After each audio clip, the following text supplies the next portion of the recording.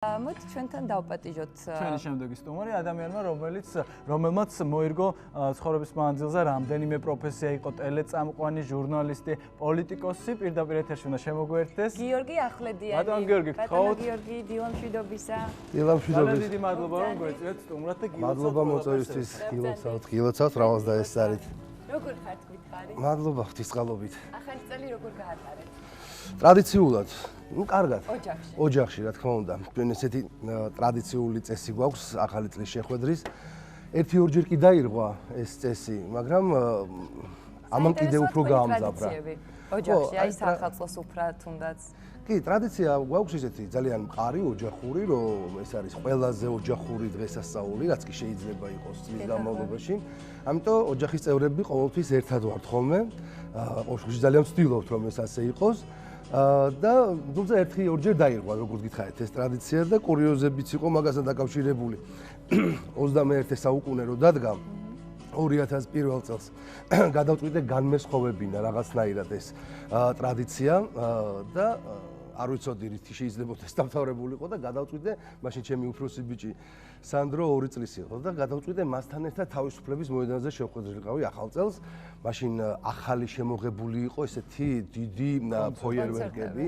კონცერტი არ იყო, მაშინ იყო უბრალოდ ფოიერვერკი, ოღონდ ესეთი. ხო, ჯერ რაც მანამდე იყო, იმაზე განსაკუთრებულად დიდი. არაფერი გრანდიოზული მაშინ ეს არ იყო, მაგრამ ყოველ შემთხვევაში რაღაცა სიახლე იყო და ორიგინალური იყო და გადავწყვიტეთ რომ გვენახა და ჩავიყვანე ეს 2 წლის ბავშვი მოვკიდე ხელი, ჩავაცვით ფილად, ჩავიყვანე თავისუფლების მოედანზე და აი სადღაც 5 წუთი აკლია 12-ს და უნდა შევხვდეთ და დაიწყო სროლა და ბათხაბუთხი. და ვერ გავსაზღვრე ის რომ 2 წლის ბავშვი შეიძლებოდა შეშინებოდა საშინლად. ამ ყველაფრის ჩავარდა სანდრო ისტერიკაში, ატირდა საშინლად, ნუ ხა შემეშინდა ბავშვი ისე დღეს ჩავარდა, რამექნა და 12-ს რო 5 აკლდა, მანამდე 5 წუთით და ჩავედით მიწისქვეშა გადასასვლელში.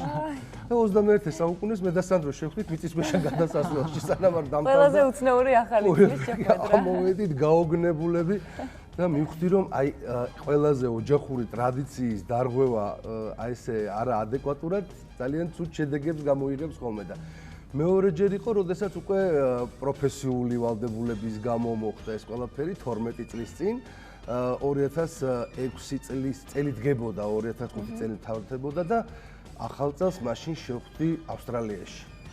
ისევ ფოიერვერკის გამო ახალ წელს ავსტრალიაში ძალიან კარგი ახალი წელი იქნებოდა. ახალ წელს ახალი წელი ავსტრალიაში, აი ნუ ერთ-ერთი პირველი შემოდის ახალი წელი ავსტრალიაში. გადაცემა დროებიდან ავსტრალიაზე ვაკეთებდი სიუჟეტს, რამდენიმე სიუჟეტი უნდა გამეკეთებინა, მათ შორის ახალი წლის შეხვედრის ტრადიცია ავსტრალიაში, რა თქმა უნდა ის ჰარბორ ხიდთან მთელი ტაიმ ჰოლზე მილიონი ადამიანია შეკრებილი, სასწაული იქ სიდნეის ოპერა გვერდით და ნუ აი ამ ყურეში მიდის სასწაული, ასე თქვა, შოუ ამ ფოიერვერკის, მაშინ ავსტრალიური ფოიერვერკი ითვლებოდა მსოფლიოში ყველაზე მასშტაბური და ყველაზე ლამაზი. შემდეგ შემოვიდა ეს ჰონკონგის რაღაც აი ამ ცათავჯენებზე რაღაც ახალ-ახალი ესეთი შოუები, მაგრამ მაშინ დღემდე მგონი ერთ-ერთი საუკეთესოდ ითვლება. ნუ მაშინ იყო საოცრება, ძალიან მაგარი რამ იყო, უნდა იგი 7 საათია განსხვავება.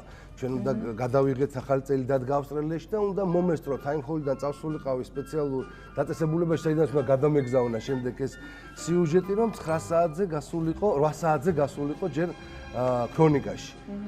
და შემდეგ გამეკეთებინა სიუჟეტი დროებისთვის, მაგრამ ეს იყო პრაქტიკულად შეუძლებელი რამე აღმოჩნდა, იმიტომ რომ აღმოჩნდა რომ ამ მილიონი ადამიანის გავსებული ტაიმ ჰოლის გადაკვეთა და იმ ადგილიდან გასვლა ეს არის რაღაცა სასწაული, ამის გაკეთება არის შეუძლებელი, იმიტომ რომ ჯერ ვერ მოძრაობ, მე არავითარი ტრანსპორტი არ დადის, გადაკეტილია მთელი სიდნეი, აი სამხელა ქალაქი. რა ავტობუსი, რის ტაქსი, რომელ მეტროსადგურამდე მისვლა შეუძლებელია პრაქტიკულად და მახსოვს მე და ჩემმა ოპერატორმა ალექსანდრე გოგოლაშვილმა ვირბინეთ დაახლოებით 5 საათი.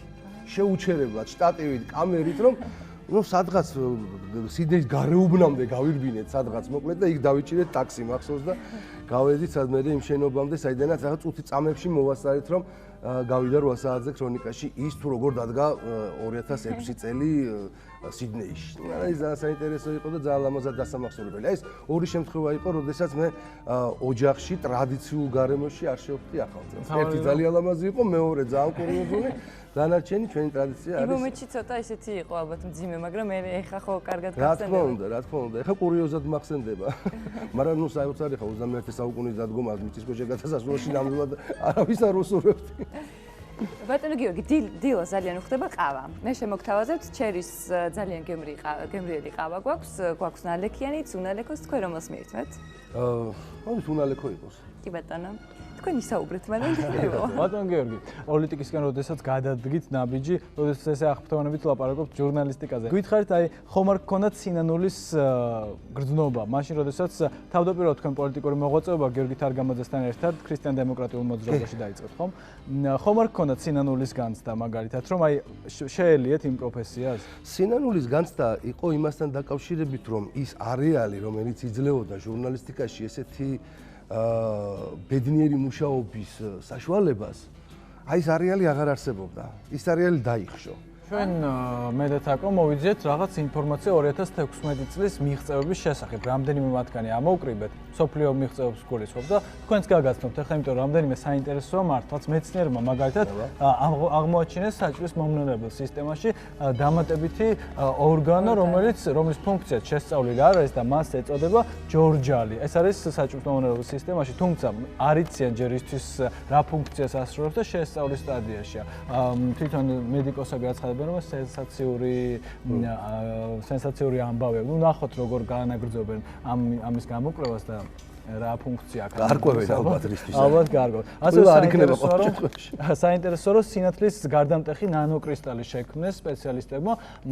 უახლოეს მომავალში გვპირდებიან, რომ შეიქმნება ისეთი სათვალეები, რომლებიც ღამის ხედვას უზრუნველყოფს. ანუ ღამე შეგვიძლია ჩვეულებრივი სათვალის ფორმის იქნება, როგორც წავიკითხეთ ინტერნეტში და ღამე ხედვას შევძლებთ თავისუფლად. ესეც საინტერესო მიღწევა მგონი და იმდენად პატარა არის, ამბობენ, რომ მის ხედვას 500-ჯერ პატარა არის. პატარა არის. საინტერესოა. სასწაული, მოკლედ რა, ის 1-2 მილიარდის მაგაზე დახარჯვა ნამდვილად. ასევე მზის სისტემაში აღმოაჩინეს ახალი პლანეტა მეცნიერებმა. მზის სისტემაში? დიახ, და ამბობენ, რომ ეს არის პლუტონის კიდევ უფრო დაცილებით და ეს ტელესკოპით და შესაბამისი ხელსაწყობით მისი დანახვა შეუძლებელია რაღაც ცივრი სხეულების ძალიან ნელი მოძრაობით აღმოაჩინეს, რამდენად რეალობას შეესაბამება ეს ჯერჯერობით ალბათ გამოკვლევის სტადიაზე არის, თუმცა ამბობენ, რომ დედამიწის ზომაზე 10-ჯერ უფრო დიდი არისო და შემდეგ პირდებიან, რომ უფრო ვრცელი ინფორმაციას და ალბათ საინტერესო არ იქნება. დაასწრებს.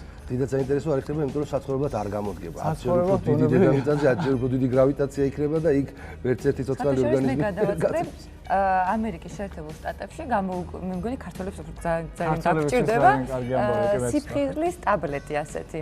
ახალ წლებზე განსაკუთრებით ხო.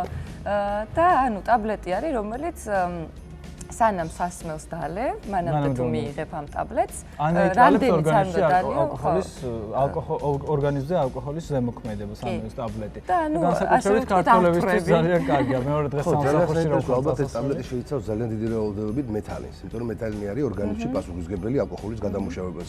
ადამიანებს, რომლებსაც ბევრი რაოდენობით აქვს მეთალინი, ისინი ნაკლებად თვრებიან, იმიტომ რომ მათ ორგანიზმში მეთალინი უფრო კარგად ამუშავებს და ანეიტრალებს. ამ ტაბლეტს იუმაზენი. სხვადასხვა ნაბახუსების მაღაზია დამოკიდებული.